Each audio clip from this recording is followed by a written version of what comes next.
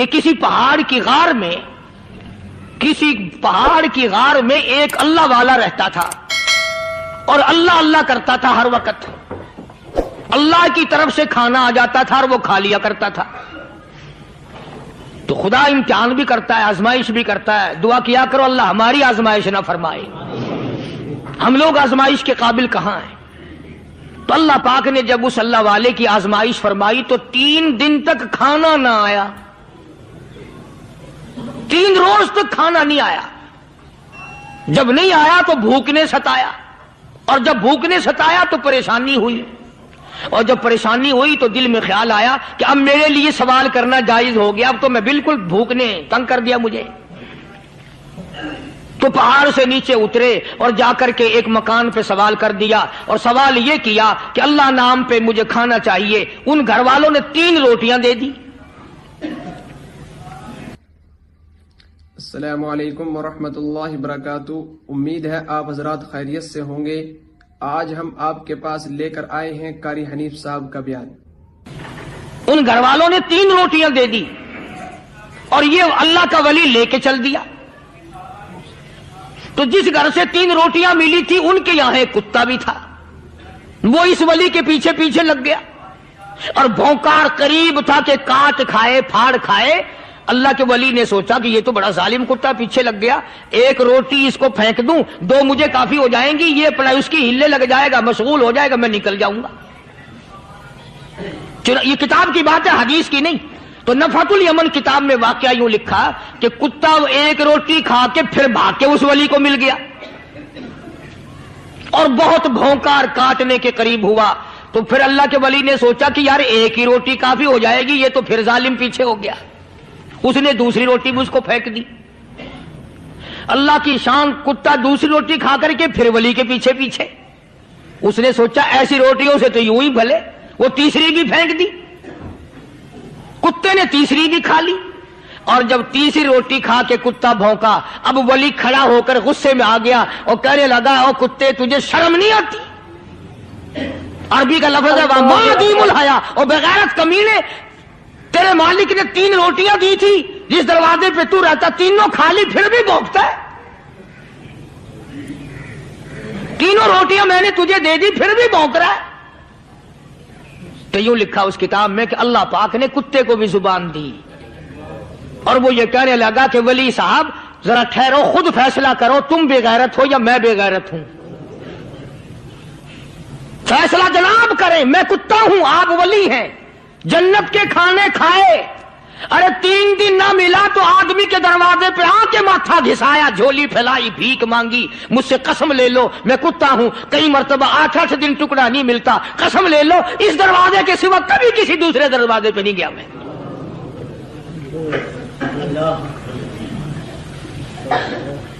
تجربہ کر لو. 3 دن کتے کو ٹکڑا ڈالو، 4تھے دن دم ہلا کر تمہارے پاؤں میں لٹے گا.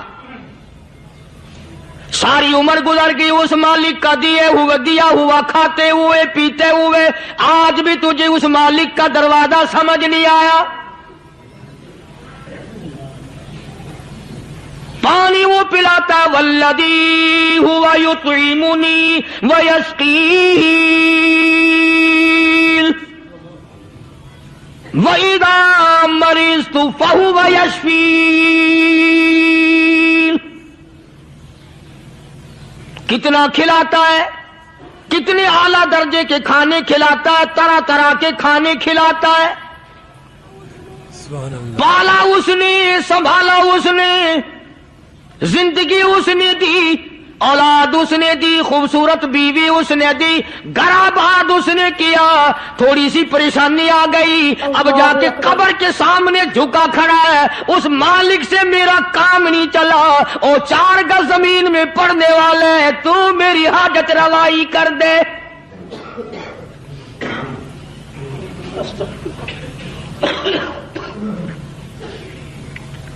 کون سے ولی نے یہ تعلیم دی، کون سے ولی نے یہ ترغیب دی؟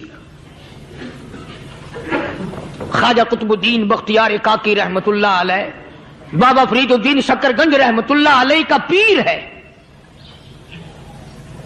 اتنے اللہ والے لوگ تھے، اتنے اللہ والے لوگ تھے. خواجہ قطب الدین بختیار کاکی رحمت اللہ علیہ کا آخری وقت دلی شہر میں آ گیا. نہ دولت تھی، نہ کوٹھی تھی، نہ بنگلہ تھا، فقیری. ہائے ہائے، عجیب بادشاہت ہوتی ہے ان لوگوں کی. بادشاہ ان کے دروازوں پہ آیا کرتے تھے. خواجہ ابو الحسن خرقانی رحمت اللہ علیہ بزرگ گزرے ہیں. محمود غزنوی کا زمانہ ہے. محمود غزنوی مرحوم بادشاہ نیک آدمی تھا. خواجہ ابو الحسن خرقانی رحمت اللہ علیہ کی خدمت میں آیا اور حضرت نے یوں پوچھ لیا، فرمایا محمود 2-4 دن پہلے بھی تو سنا تھا کہ تم ادھر آئے ہو، مجھ سے مل کے نہیں گئے؟ تو کہنے لگا حضرت سرکاری دورے پہ آیا تھا، سرکاری دورے کی لپیٹ میں اللہ والے کی زیارت کو بے ادبی سمجھتا ہوں. اللہ والے کی زیارت کرنے آؤں، کام کوئی اور لے کر آؤں اور اللہ والے کی زیارت کروں؟ میرے نزدیک یہ بے ادبی ہے. فرمایا آج ارادہ کر کے آئے ہو؟ کہ جی ہاں ارادہ کر کے آیا ہوں. باتیں ہوتی رہی. محمود کہنے لگا حضرت آج بہت بڑا کام لے کر آیا ہوں، دعا فرماؤ. سومناتھ کے مندر پہ حملے کا ارادہ ہے. 70 راجاؤں کی فوج آئیں گی، 70 بادشاہوں کی فوج آئیں گی، 70 راجا ہندو اپنی فوج لے کر آئیں گے. میں اکیلا مسلمان مقابلے میں آؤں گا. دعا فرماؤ وہ قادر کریم مجھے فتح عطا فرمائے. کیسی نیت لے کر آیا کرتے تھے بادشاہ لوگ فقیروں کے دربار میں.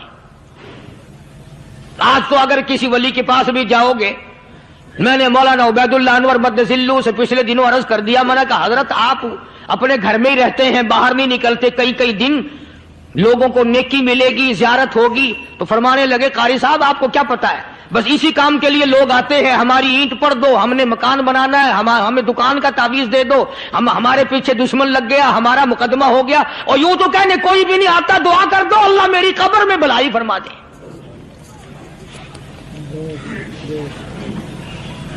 تو محمود غزنوی نے خواجہ ابو الحسن خرقانی سے درخواست کی کہ آپ دعا فرمائیں.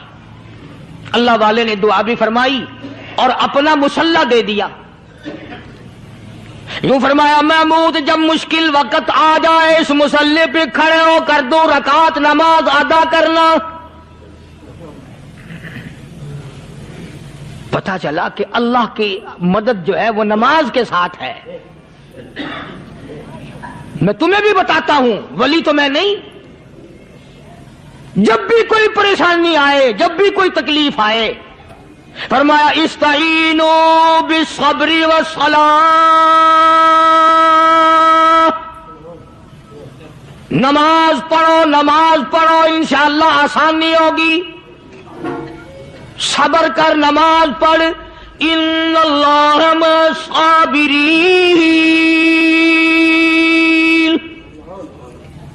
اللہ پاک صبر کرنے والوں کا ساتھی ہے. صبر بھی کرتا جا، نماز بھی ادا کرتا جا. جس سے تیرا بگاڑ ہے یوں بھی سوچتا جا میری طرف سے کوئی ظلم نہ ہو جائے، میں مارا جاؤں گا.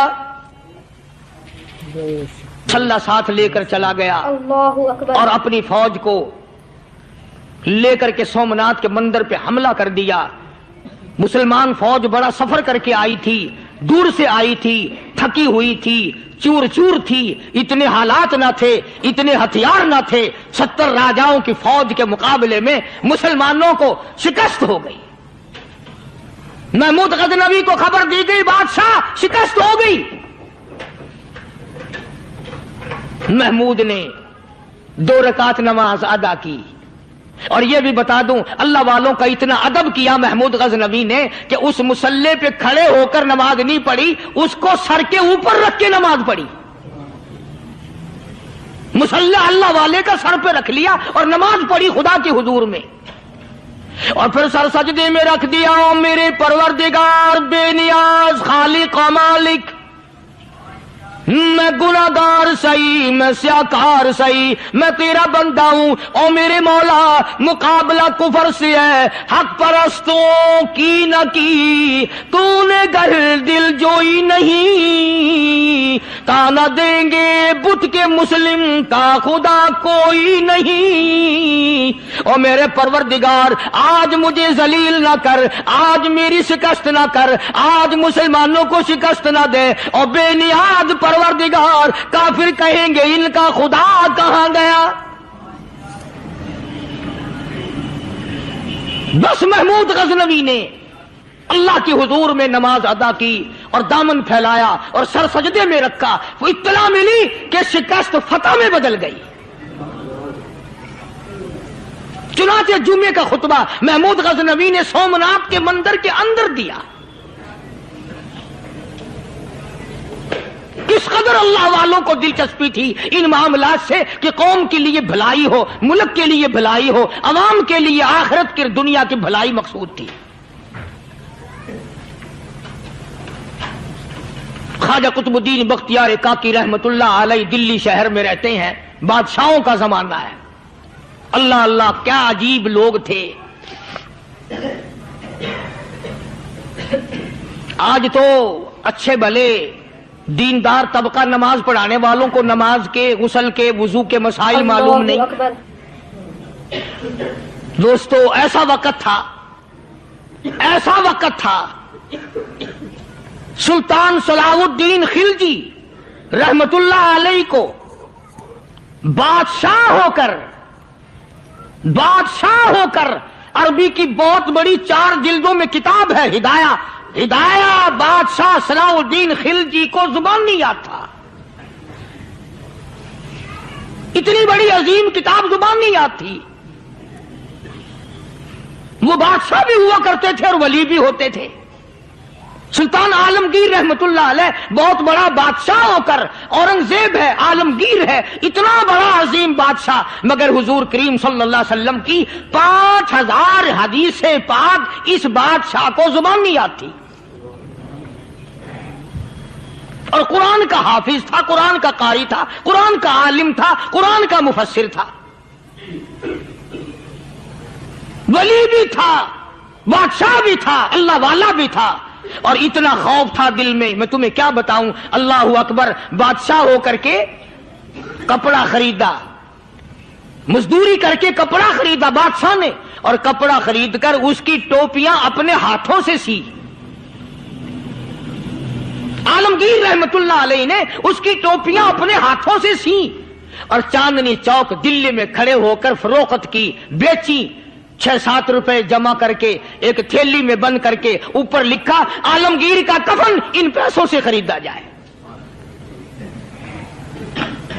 کبھی ہم نے بھی سوچا جو رشوت مارنے والا آدمی ہے، بتاؤ اس کے لیے کفن کہاں سے اچھے پیسے تلاش کر کے لایا جائے گا؟ رشوت کا ہی کفن ملے گا نا۔ جو آدمی ملاوٹ کر کے پیسے کماتا ہے، فنکاری کر کے پیسہ کماتا ہے، دغا اور فریب کر کے پیسے کماتا ہے، تو آج ہمارا کفن بھی صحیح نہیں، کفن بھی دغا والا، فریب والا، ملاوٹ والا۔ بلکہ تم تو کہتے ہو کہ آج کل کھانے کے لیے خالص کچھ نہیں ملتا، میں کہتا ہوں میت کو غسل دینے کے لیے پانی خالص نہیں ملتا۔ یہ جو ہم موٹریں نلکے لگاتے ہیں، یہ پیسے کون سے ہمارے خالص ہیں؟ جو صابن میت کو مل رہی ہیں کون سے پیسوں کا خریدا ہوا ہے؟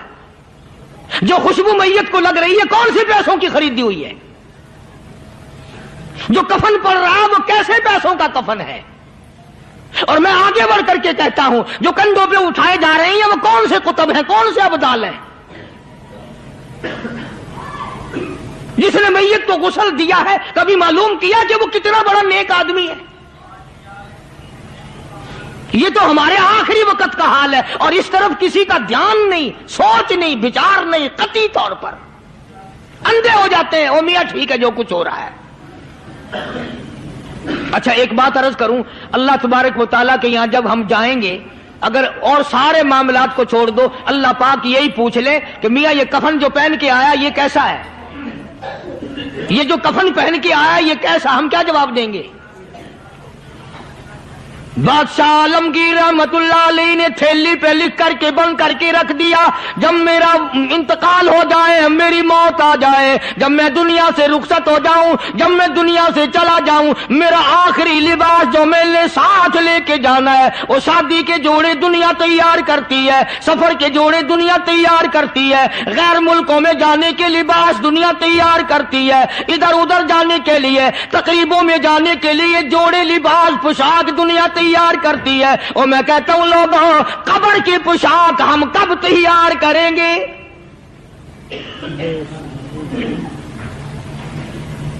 عالمگیر رحمت اللہ علیہ نے خود اپنے کفن کا انتظام کر کے رکھ دیا۔ ہمارے گھروں میں تو اگر کفن کا ذکر کرو تو گھر والے بھی منہ بنائیں گے، چھوڑو تم نے کفن کی باتیں بنانی شروع کر دی ابھی سے ہی۔ اور ایک اور عرض کروں، کفن بھی مقدر والوں کو ملتا، کئیوں کو ملتا ہی نہیں۔ اللہ اکبر۔ کفن نہیں ملتا، قبر نہیں ملتی، نماز جنازہ نہیں ملتی، غسل نصیب نہیں ہوتا۔ مقدری سوچتے ہیں نہ یہ دولت سے بات بنتی ہے، اور نہ یہ اقتدار سے بات بنتی ہے، اور نہ یہ سرمایہ سے بات بنتی ہے، یہ تو تقدیروں کے مسئلے ہیں جو مالک نے اپنے ہاتھ میں رکھا ہے۔ جناب رسول کریم سب کہہ دو صلی اللہ علیہ وسلم کے سگے چچا، اللہ غنی جنگ احد ہے، امام الانبیاء محبوب کبریا حضرت محمد مصطفیٰ صلی اللہ تعالی علیہ وسلم کو خبر دی گئی آپ کی حالت بھی زخمی ہے، آپ کا چہرہ انور زخمی ہو گیا، آپ کے چہرے میں خود جو سر پہ اوڑھ رکھا تھا اس کے ہلکے کڑیاں چہرے انور کے اندر چلی گئی، نکلتی نہیں، نکالنا چاہتے ہیں، نکلتی نہیں، نکالنے کی کوشش کرتے ہیں۔ ابو عبیدہ بن جراح رضی اللہ تعالیٰ عنہ نے دانتوں میں پکڑ کر وہ ہلکا زنجیر والا پھینک لیا۔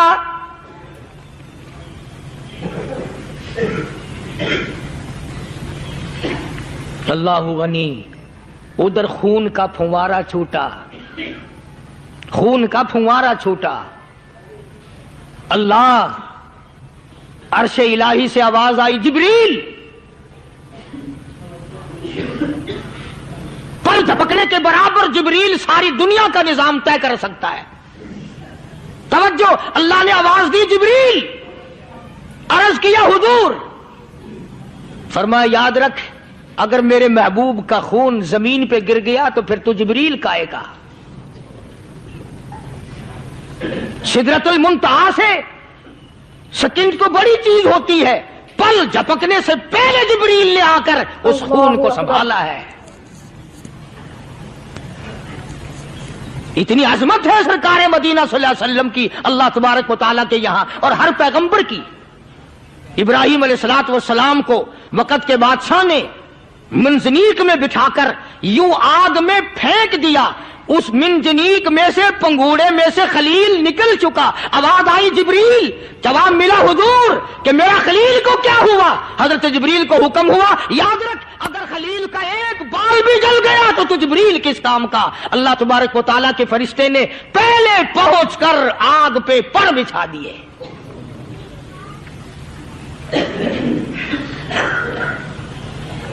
یوسف علیہ الصلوۃ والسلام کو بھائیوں نے کنویں میں پھینکا۔ اب بتاؤ، کنواں کوئی 100-200 گز یا 100-200 میل تو لمبا نہیں ہوتا۔ میں خالق کی بے نیازی تمہیں بتا رہا ہوں، اور اپنے پیغمبروں کی کس طرح حفاظت فرماتے ہیں، سبحان اللہ۔ بھائیوں نے کنویں میں دھکا دیا، جبریل جی یہ کیا ہوا؟ تو میرا نبی آیا، میرے نبی کے کنویں میں جانے سے پہلے تخت بچھا دے۔ جبریل نے پر بچھا کر تخت بنا دیا۔ وہ تو یوں بچاتا ہے، وہ تو یوں سنبھالتا ہے۔ ابو عبیدہ بن جراح رضی اللہ تعالی عنہ نے سرکار مدینہ صلی اللہ علیہ وسلم کے چہرے انور میں سے وہ جو زنجیر کڑی کھینچی، اللہ اللہ، ابو عبیدہ کے 2 دانت نیچے کے، 2 اوپر کے، 4 دانت نکل گئے۔ آج ہمارے دانتوں کو کیڑے کھا جاتے ہیں، کھوکھریں بن جاتی ہیں، نکل جاتے ہیں۔ ابو عبیدہ تو کتنا خوش نصیب جوان ہے، تیرے 4 دانت تو نکل گئے، پر حضور صلی اللہ علیہ وسلم کی تکلیف کو تو نے دور کیا، یعنی آقا کی خدمت کرتے ہوئے ابو عبیدہ کے دانت نکل گئے۔ ادھر اپنی تکلیف ہے، ادھر پتا چلا کالی کملی والے صلی اللہ تعالی علیہ وسلم تیرے چچا کا حال ٹھیک نہیں. صلی اللہ علیہ وسلم بڑا صدمہ پہنچا، بڑا رنج پہنچا. ایک بات کرتا ہوں، توجہ کر کے لکھ کے لے جاؤ، کام آئے گی. بیٹیوں کو بتاؤ، بہنوں کو بتاؤ. سرکار کی نظر پڑی، سرکار کی نظر پڑی. حضرت صفیہ رضی اللہ تعالی عنہ، حضور کی بوا، حضور کی پھوپھی، حضرت زبیر رضی اللہ تعالی عنہ کی اماں، امیر حمزہ رضی اللہ تعالی عنہ کی بہن دوڑی دوڑی آتی ہے. پتا چلا نا مدینے میں کہ بھائی کا حال ٹھیک نہیں، شہید کر دیا گیا. عورت ذات دوڑی دوڑی آئی. حضور نے فرمایا زبیر کون عورت ہے، جا کے روکو، لاش کا حال ٹھیک نہیں، کپڑے پھاڑے گی، جزا فضا کرے گی، میں نے سنا ہے لاش کا حال ٹھیک نہیں ہے. حضرت زبیر نے آ کے روکا، قریب آ کر پہچان لیا حضرت زبیر کی اماں تھی. انہوں نے کہا اماں اجازت نہیں، آگے نہ جاؤ. حضرت صفیہ عرب کی تکڑی مائی، مارا غصہ زبیر کو، اوپر پھینک دیا. کہنے لگے ہاتھ ایک طرف، میں اپنے بھائی کو دیکھنے نہ جاؤں. زبیر کو تو مکہ مار کے پرے پھینک دیا. اور لوگوں توجہ کرو، غلام آپ بھی بنتے ہیں، غلام میں بھی بنتا ہوں. خدا کی قسم ٹائم پہ غلامی کا پتہ چلتا ہے. پھر زبیر کہنے لگا اماں حضور نے منع فرمایا، آگے نہ جا، حضور نے منع فرمایا. خدا کی قسم